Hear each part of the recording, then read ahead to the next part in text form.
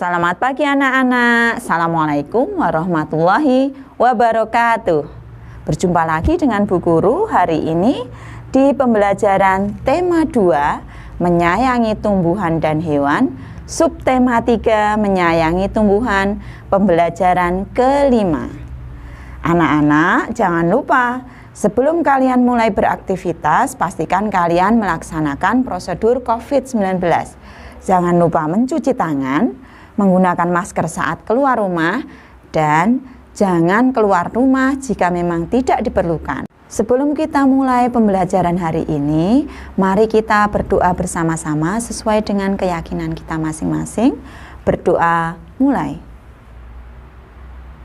Berdoa selesai. Jangan lupa untuk tetap semangat belajar hari ini karena kalian sebentar lagi akan melaksanakan penilaian tengah semester yang akan meliputi materi tema 1 dan tema 2. Dari video-video yang sudah disampaikan di grup For Good Sejang, Bu Guru harapkan kalian bisa mempelajari materi-materi di tema 1 dan tema 2 untuk bisa mengerjakan penilaian tengah semester 1. Anak-anak, hari ini kita akan belajar pembelajaran 5 supaya kalian bisa melaksanakan kemampuan atau kompetensi berikut ini. Yang pertama, kalian diharapkan dapat membuat pertanyaan mengenai cara-cara perawatan tumbuhan untuk wawancara.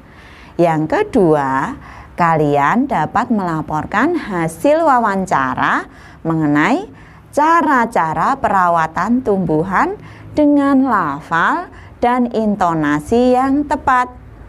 Yang ketiga, kalian dapat membuat daftar tugas anggota keluarga sesuai dengan perannya dalam kehidupan sehari-hari di rumah sebagai wujud pengamalan sila Pancasila yang dilambangkan dalam Garuda Pancasila.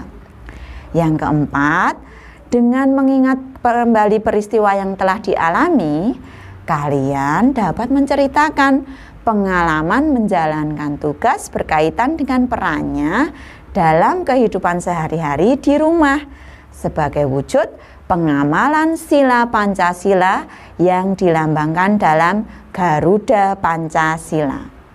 Yang kelima, kalian dapat menentukan posisi bilangan cacah pada garis bilangan. Yang keenam, kalian dapat menyelesaikan penjumlahan bilangan cacah dengan menggunakan garis bilangan. Pada pembelajaran kali ini, kalian akan mengetahui Siti dan teman-temannya akan berkunjung ke tempat penjualan tanaman. Mereka mendapatkan tugas untuk mewawancarai penjual tanaman. Nah, Siti dan Edo mengenal penjual tanaman di dekat sekolah. Nama penjual tanaman tersebut adalah Pak Didi. Mereka mendiskusikan pertanyaan yang akan diajukan. Pertanyaan yang telah disepakati ditulis pada tempat yang disediakan.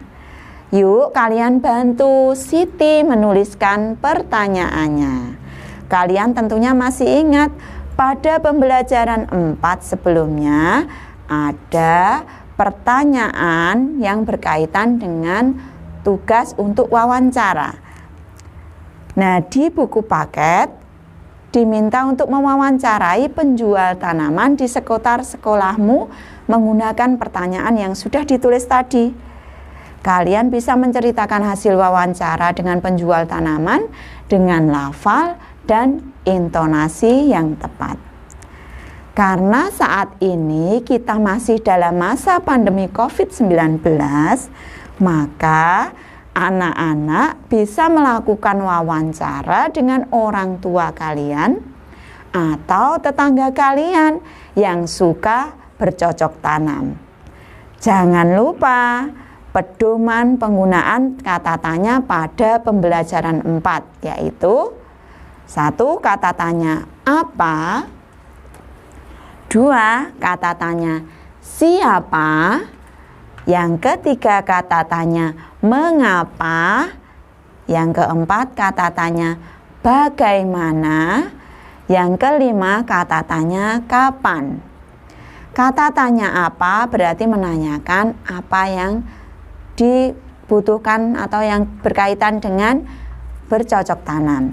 Kata tanya siapa berarti berkaitan dengan tokoh, nama orang. Kata tanya mengapa berarti menanyakan tentang apa? Ya, betul, menanyakan tentang alasan. Yang keempat, kata tanya bagaimana berarti menanyakan sebuah proses. Yang kelima, kata tanya kapan. Tanya kapan berarti kata tanya yang ditujukan untuk jawaban yang menunjukkan waktu. Dari kata tanya kapan, kalian bisa membuat pertanyaan wawancara untuk dilakukan dengan tetangga atau orang tua. Nah, hasil wawancara tersebut bisa kalian laporkan, bisa kalian ceritakan kepada orang tua kalian atau kakak kalian, karena kita masih dalam masa pandemi COVID-19. Selanjutnya anak-anak, kalian bisa mengamati daftar tugas pada tabel berikut ini. Daftar yang pertama ada belajar. Yang kedua, menghormati orang tua. Yang ketiga, menyiapkan makanan. Keempat, menyiram tanaman. Yang kelima, mencintai anak. Berikutnya, merapikan tempat tidur. Daftar tugas berikutnya, mencari nafkah. Berikutnya, melindungi keluarga. Selanjutnya, membersihkan kamar. Ada merawat keluarga, merapikan mainan, dan menyiapkan tas untuk sekolah.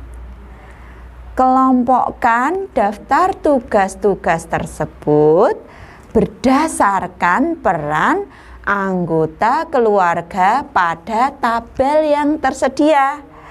Ada tabel ayah, ada ibu, dan ada anak. Contoh yang pertama, Bu Guru berikan contoh 1. Daftar tugas belajar. Untuk siapakah daftar tugas belajar tersebut? Apakah untuk ayah, ibu, atau anak? Ya, kalian betul sekali. Tentunya belajar adalah tugas kalian. Berarti kalian tuliskan pada tabel anak. Untuk tabel ayah dan tabel ibu, kalian bisa cari di daftar tugas pada tabel sebelumnya tadi yang sudah Bu Guru bacakan. Ada 12 daftar tugas. Kalian pilih manakah yang termasuk daftar tugas ayah, daftar tugas ibu, dan tugas anak. Kalian bisa mengerjakan tugas tersebut tentunya didampingi oleh orang tua kalian.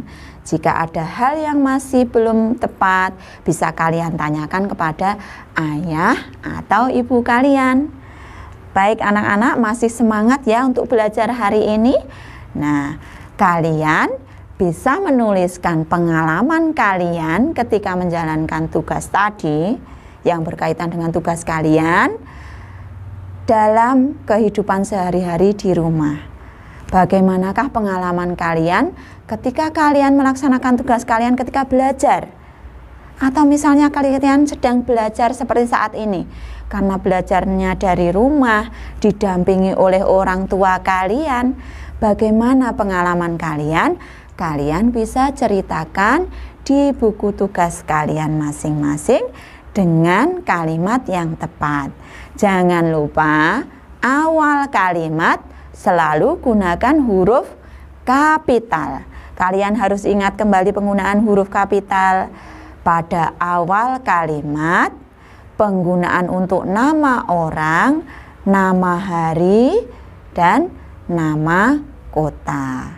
Kalian bisa didampingi oleh orang tua kalian untuk mengerjakan atau untuk menuliskan pengalaman kalian tersebut. Nah, kalian juga bisa mengerjakan tugas tersebut untuk dikumpulkan besok lusa ya. Tidak harus hari ini. Kalian bisa menuliskan pengalaman kalian itu untuk tugas besok lusa dengan bantuan orang tua kalian. Selanjutnya anak-anak, kita akan mengetahui ketika merawat tanaman ternyata Siti dan teman-teman mempunyai beberapa permasalahan yang berkaitan dengan penjumlahan bilangan cacah. Pada pembelajaran sebelumnya, kalian sudah belajar tentang garis bilangan. Nah, permasalahan Siti tersebut kita bisa menyelesaikan dengan penjumlahan bilangan cacah dengan bantuan garis bilangan. Kalian bisa menuliskan garis bilangan pada buku kotak sesuai dengan garis yang tersedia pada buku kotak. Jangan lupa pergunakan penggaris supaya hasil garis bilangan kalian tetap rapi. Permasalahan Siti yang pertama, kita baca bersama-sama.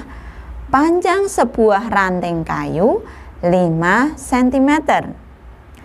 Panjang ranting kayu berikutnya adalah 6 cm. Berapakah panjang kedua ranting kayu tersebut? Kalian buat garis bilangannya terlebih dahulu. Buat titik dari bilangan 0 sampai 20 pada buku kotak. Yang pertama, 5 cm. Kalian tarik garis panah dari titik 0 sampai angka 5. Kemudian panah yang kedua dari titik angka 5 sampai titik berikutnya sampai menunjukkan 6 cm.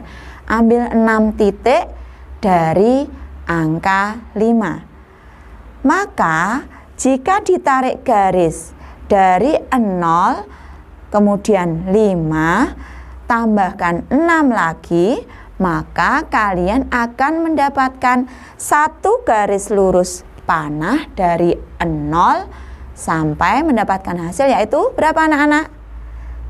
Ya, berakhir pada titik angka 11. Jadi kesimpulannya 5 ditambah 6 sama dengan 11 cm. Bagus anak-anak, kalian harus tetap semangat. Permasalahan yang kedua, Edo mempunyai daun yang panjangnya 8 cm.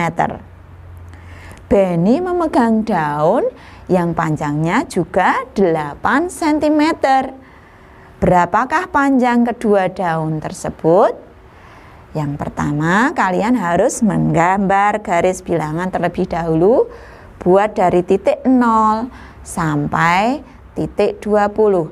Dari sebelah kiri menuju ke sebelah kanan. Semakin ke kanan berarti menunjukkan bilangannya semakin besar. Panah yang pertama menunjukkan dari titik 0 sampai 8. Kalian tarik garis panah. Panah yang kedua yaitu dari titik 8 titik angka 8 kalian tambahkan. Berjalan maju 8 langkah yang menunjukkan 8 cm.